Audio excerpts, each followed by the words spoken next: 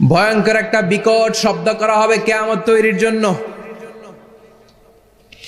ওই শব্দটা বাজানোর জন্য রব্বুল আলামিন একজন ফেরেশতা বানিয়েছেন, নাম হলো ইসরাফিল।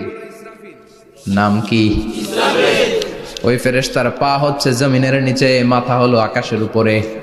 ওই কিয়ামতের দিন ইদা নুফিখা ফিস সূরি নাফখা ওয়াহিদা, যখন ওই সিংহার মধ্যে ফুৎকার দেয়া হবে, আল কারিআ, বিকট আওয়াজটা হবে। এই ফেরেশতার নাম হচ্ছে মালাকুস সূর, সিংহার ফেরেশতা। এই ফেরেশতার নাম ইসরাফিল। ফেরেশতার নাম সবাই বলেন। এই বিশাল ফেরেশতাকে তিনটা হুইসেল দেওয়ার জন্য আল্লাহ বানিয়েছেন। কয়টা? সবাই বলেন। তার ডিউটি হচ্ছে তিনটা হুইসেল দিবে, হর্ন বাজাবে তিনটা। গাড়িতে সামনে জ্যাম হয়ে গেলে ড্রাইভাররা কি করে? হর্ন দেয়। সে একটা হর্ন দিবে, একটা হুইসেল দিবে, একটা ড্রাম বিট বাজাবে। ওইটাকে আরবিতে বলে সুর।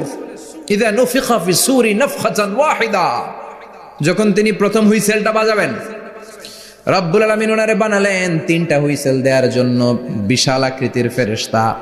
এই ফেরেশতাকে সৃষ্টি করার পর থেকে দুই ঠোঁটের মাঝখানে হুইসেলটা নিয়ে ফেরেশতা আল্লাহর আরশের দিকে তাকিয়ে আছে।